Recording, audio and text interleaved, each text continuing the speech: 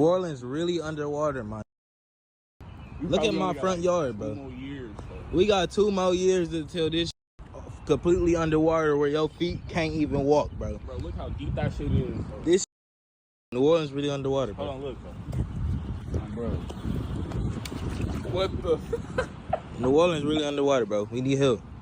Most Americans think Florida is the only state sinking into the ocean. But there's another one that's disappearing even faster, and almost nobody talks about it. It's Louisiana. You see, Louisiana is losing land at a terrifying speed. Every single hour the state loses land equal to a football field.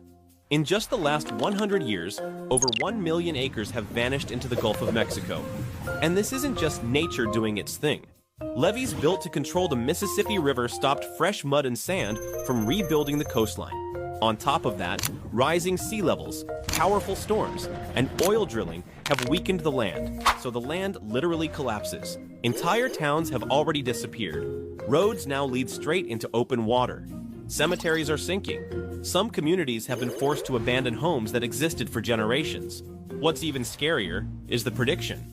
Scientists warn that by 2100, huge parts of southern Louisiana could be underwater permanently, including areas near New Orleans. I made this video to ask everybody to pray for the residents in New Orleans because it's looking like there's going to be another Hurricane Katrina situation. I have family and friends down there and I'm very concerned. It's flood season and a lot of people don't realize that New Orleans is below sea level. So this is how you know New Orleans is below sea level, because I'm walking up the street and a ship is passing like it's a car passing. Mind you, I'm below the ship. I'm looking up at the ship because the water is higher than the ground. New Orleans sits in a bowl 13 feet below sea level, protected by 350 miles of levees that failed catastrophically during Katrina. The Army Corps spent $14 billion rebuilding them with 100-foot steel walls driven deep into bedrock. But here's the kicker. The city keeps sinking 2 inches every year while sea levels rise. Those billion-dollar walls, they're racing against time itself. New Orleans isn't just fighting hurricanes anymore. It's fighting physics. Yo, look at this water. New Orleans is going to be done for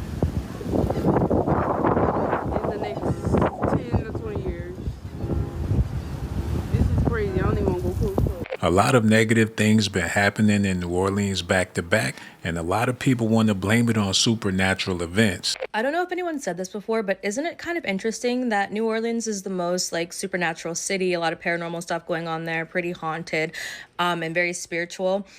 And then it is the city that is literally built into the ocean, so much so that it's below sea level to the point where people are saying that it's going to be gone within 10 years. Mind you, the ocean is basically the most spiritual haunted place in the whole entire world. So the one city in America that is built literally in the ocean is also the most haunted city. I don't know. Anyone else make that connection, or is it just me? So basically, I see a lot of people going down the rabbit hole and they speaking about New Orleans being below sea level. Yes, we know the city of New Orleans have always been below sea level. If you, somebody that stay around a levee, if you was to go walk on your levee and you see a ship or a boat passing, you will see that you the same height as the ships that's passing. Maybe a lot of people don't see it that way because they don't stay around the levee and they probably never experienced to know like, yes, we are really below sea level. I say this to say, hurricane season is approaching, right? And we know that mostly in New Orleans, the streets, the roads, the highways, we deal with the issue of the streets and everything cracking, right? I guess due to the streets cracking is because we below sea level. And I'm assuming that the heat have something to do with it as well. A lot of people you might see post videos of a sinkhole and water running through a sinkhole in New Orleans too. But if New Orleans is going to be below sea level, in the next few years, they say a decade will be underwater. What about Miami? And what about New York? So what's going to happen to the people of New Orleans if we have to relocate? So that means we branching off to different areas. Like, I feel like the culture, like what we do, Like, what we do, y'all? What we gonna do? What are we gonna do? And I always just feel like they always try to get rid of New Orleans. That's what I think. Like, seriously, I always think that they always try to get rid of New Orleans. I don't think we know how serious our culture is. But y'all let me know in the comments. And all this is basically for entertainment purpose. I'm only on here to bring awareness to my friends for educational purposes only. Y'all like, share, comment, and repost. And yes, NOLA, New Orleans is trending. But like I said, if New Orleans is going to be underwater in the next decade, what about New York? What about Miami? I'm going to call y'all back. Pick up the phone. Guys, I have something to say about this. Y'all see how close at sea level New Orleans is? Like, that was a cruise ship. That's, first of all, climate change, right? This is what people have been warning about for how long now? But anyway, I was thinking about something else. I was thinking about something supernatural when I saw that, because I'm like, wait a minute. Do you guys know how New Orleans is like, it's surrounded by so much mystery and supernatural lore? Like, you have the voodoo and hoodoo that people say are going on in there, all of these strange occurrences. And it got me thinking, like, why is it that so many crazy things happen in places that are surrounded by ocean? You guys already know how I feel like there are demonic marine spirits, right? I know it sounds crazy, but I'm connecting the dots. I'm like, you know how people say a lot of times demons reside in the water? If the reason why there's so much supernatural stuff, for example, right? Let me tell you exactly what I'm talking about. Because I can do a series on this, but I don't want to spend too long on it. We have the Sultan Palace massacre, where a Middle Eastern man rented out a mansion with a whole bunch of people. Like, he rented it out and had a whole bunch of lavish parties. Next day, people go and check on that mansion and everyone is found brutally unalived. To this day, no one knows what actually happened, from my understanding. Have the Casket Girls, you have the Lalaurie Mansion, and you guys, if you don't know about Delphine Lalaurie, she was a slave owner and she used to do horrible, despicable, diabolical things to enslaved individuals under her care, under her tyranny. Things that I'd have to, like I said, it would have to be a whole other video, but so many things. And surrounding all of these instances, people are reporting seeing shadowy figures and just feeling a dark presence around what has been happening. And I'm like, what if it's like a principality over it? Like, you guys know that there's principalities over many things, many areas. What if that's the reason why New Orleans is so spiritually heavy? Am I tripping? Like, you guys know I always like to just think outside the box, but is that not weird? As always, make sure you like and follow. Comment down below if you guys want a series diving into all of these spiritually terrifying things that have happened in New Orleans history. It's so bad in New Orleans right now, people can literally see the water bubbling under the surface. So I walk into the hole in the daytime. So what y'all see? What y'all see? This shit's still going platinum. That is the fucking ocean. Shit's still going. It's in the daytime. Ain't nothing changed. Let me take the headphones. Y'all didn't know part of Louisiana is below sea level. And people actually live there. Y'all know where that's at? Little town called New Orleans, like that. One of the greatest food cities in the world is basically a little bowl with some levees around that. Pump the water out, you got your dry ground, build the city, allons manger, laissez les bon temps rouler. And if it wasn't for the little levees that protect the city, it'd actually be underwater. It wouldn't be a city. Y'all knew that? So next time you're in New Orleans, think of it as a little crater that water was pumped out. Make sure you got you some floaties with you next time you're on a trip. The city of New Orleans has reached the point of no return. And I'm not being doomsday. This is an article that The Guardian reported on, that even if we were to combat climate change today, the city of New Orleans' days are numbered. You are unable, so for those who don't know, the city of New Orleans actually sits below sea level. So if you fly in, you're seeing the sea, and the city of New Orleans sits down at the bottom. There are a number of things that they have used, like the levee system, which is what broke during Hurricane Katrina that caused the devastation of that hurricane. Those things cost billions of dollars in order to maintain and upkeep to keep the city safe. At this point, researchers have said that this is no longer a sustainable option, and the only option that the city has is to relocate all 370,000 residents from the city. My first thought when I heard that is, well, where are they going to go? And how is the city of Louisiana, right? City of New Orleans, state of Louisiana going to protect the black people, which they have historically disenfranchised to ensure that they are pretty much fucked. This is the biggest concern. Like, these are the types of things that people like myself have been screaming off of the mountaintops that we are going to face in the future if we do not do something about climate change. And now we are at the point where it is too late. The only option is for people, humans, to move. I am so heartbroken by this. Like, just from a personal level of all the times, all the memories that I've had growing up, going to New Orleans and going to Louisiana, I really cannot even fathom a world without this city.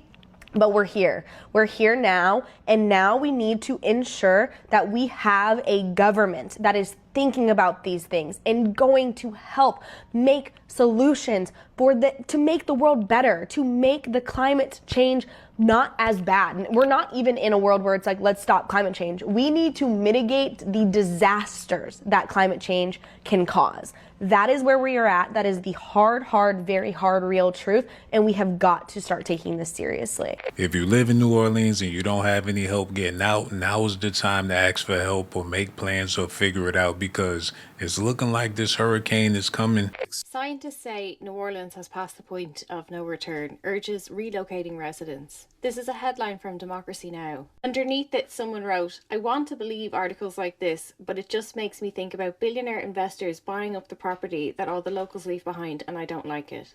So, the grim reality that needs to be faced quickly is the fact that southern Louisiana is already losing a football field of land every 100 minutes. This shoreline is going to migrate another at least 100 kilometers inland over the next decade. Researchers call this coastline the most physically vulnerable coastline in the world. What the commenter suggests is not paranoid on any level, though. This is a peer-reviewed study that was published in Environmental Research. After Katrina, property speculators absolutely moved in. Within a year of the storm, the New Orleans housing market was hotter than ever before. Speculators would buy flooded properties, flip them and cash out. Rents then rose 33%, while income in Louisiana stagnated. Because of this, the African American population of New Orleans fell. Hundreds of thousands of black residents who left after Katrina never came back. Real Network News called this captured by investors. Before Katrina, New Orleans had a black population of approximately 325,000, one-third of the city. By 2024, the black population had fallen to roughly 204,000, a loss of more than 120,000 people. In the same period, the white population declined by 10,000. Black residents were substantially less likely than white residents to return. A year after the storm, only 40% of black residents had returned to the metropolitan area compared to 67% of white residents. Those who returned faced rents 40% higher than they were before the storm. In New Orleans and across the United States, homes in black neighbourhoods have been systematically undervalued for generations. When the federal government stepped in after Katrina with its Road Home program, the $11 billion federal housing recovery scheme, the scheme was structured so that the grants were based on your pre-storm property value. Even though the cost of repairing flood damage was identical, black homeowners received smaller grants. 20 years on, the lower Ninth Ward has one-third of the population it had in 2005. Block after block of empty, boarded homes. The first slave ships arrived in Louisiana 1 year after New Orleans was founded, in 1719. By 1741, enslaved Africans outnumbered white settlers 4-1. The infrastructure of this city was designed around serving extraction, not protecting nature. The Mississippi River was straitjacketed with levees, cutting off the sediment flow that had maintained the delta for millennia. Without this sediment flow, the land compacts and sinks and the sea level rises. This engineering decision to contain the river was made to protect agriculture and shipping routes. And doing this put New Orleans on a slow countdown. Then the oil and gas industry made it substantially worse. They carved canals through the wetlands for their pipes and access routes. These canals bring salt water in from the Gulf, and this is destroying what's left of the wetlands. This canal, the Mississippi River Gulf Outlet, is what funneled Katrina's storm surge directly into the lower Ninth Ward. This was built for gas and oil commercial shipping. Between the river management and the fossil fuel industry, Louisiana has lost over 5,000 square kilometres of coastal land just since 1930. And the people who paid for this with their homes, their health and their lives are overwhelmingly Black Americans on low income. There is an 85-mile stretch between New Orleans and Baton Rouge along the Mississippi. It was once called Plantation County. It is now called Cancer Alley. There are over 150 petrochemical plants, oil refineries and chemical facilities in this block. And the communities that surround it are all African American. In St. James's Parish, 87% of the residents are Black. UN human rights experts have declared this environmental racism. Residents here face elevated cancer rates, respiratory diseases and reproductive health damage. These plants were deliberately put beside Black communities from the 1940s onwards. ExxonMobil is the single largest operation in Cancer Alley. This Baton Rouge refinery has been running consistently since 1909, making it one of the largest refining and petrochemical complexes in the world. It is top of the list for small particulate matter emissions. About 20 miles outside New Orleans, Shell have their Shell Norco manufacturing complex. This has operated for nearly a century. In 2018, the EPA found Shell had violated clean air laws for over a decade. They settled. Koch Industries are another one of the primary petrochemical operators in this corridor. Those are the top 3 biggest operations in Louisiana. In the same vicinity, you also have Denka, the Japanese chemical company. They produce chloroprene, which is a carcinogen. Their plant at John the Baptist Parish has produced cancer rates 50 times the national average in the surrounding community. Then you have Mosaic, who run 2 massive fertilizer plants in St. James Parish, the Uncle Sam complex and the Faustina plant. Then in the Donaldsonville complex in the Ascension Parish, you have CF Industries, and they are the largest nitrogen fertilizer plant in North America. Then there's this. This is a Taiwanese plastics company called Formosa Plastics. They applied for federal grants to build a $9.4 billion petrochemical complex in St. James Parish in the 5th District, in a neighbourhood that is 87% Black. This is live. As of May 2026, advocates helped push back against the facility. Also in St. James is the Yuhong chemical plant. This is a Chinese-owned methanol plant. Methanol is a colourless, volatile, highly toxic alcohol, historically known as wood alcohol. It is used in the production of formaldehyde and plastic. It is made from gas. It is mostly used for windscreen wipers and antifreeze, and as fuel in racing cars. Essential industry. And in the same corridor, there's also Ergon Energy, who have just expanded by adding a $200 million oil terminal in the same stretch. Between 2022 and 2025, these facilities have released over 620 million metric tons of CO2. That is the equivalent of 140 coal plants running all year. And there is planning approved for at least another 19 plants. This was all historically plantation land. It still is. It's the plantation of plantations of plants. Their goal is to kill all plants. So, if New Orleans is on borrowed time, why are there 19 more plants being added?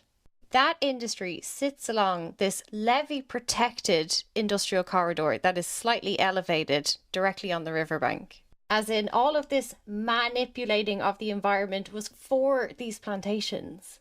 The infrastructure that is destroying everything else was built and is maintained for them. The infrastructure, the pipelines, the terminals, the rail connections, the port access, the levees, is the reason that they are there. When the region does flood, these plants get protected by the federal government, who sees them as high-value economic infrastructure. But the black communities wedged between the plants and the river, they get flooded. As of February 2026, CF Industries, Air Products, Clean Hydrogen Works and St. Charles Clean Fuels are all planning new blue ammonia plants in the Cancer Alley corridor. Blue ammonia plants are a continuation of fossil fuel operations dressed up as clean energy. In the last 5 years, more than 20 blue ammonia plants have been proposed nationally throughout the United States. The 4 largest of those are in Louisiana. In January 2026, Trump's EPA reversed regulations that would have finally constrained these plants' emissions. The industry is not retreating, it is doubling down. This industry is betting that the residents will leave in chaos, the land value will collapse, insurance will vanish, the government will offer inadequate buyouts, and the plants will keep running on the protected levee-adjacent ground. These plants want these communities gone. Displacement is a feature, not a bug. But that doesn't contradict the reality of the physics. Sea levels are rising. Both of these things are true. The plants are on levee-protected ground, but eventually they will succumb also. At which point, those losses will be socialised. Louisiana is not physically doomed the way an asteroid strike would doom it. There is a political choice being made to let it drown. Miami Beach is getting water pumps. Mar-a-Lago got a new seawall. A choice was made not to protect New Orleans.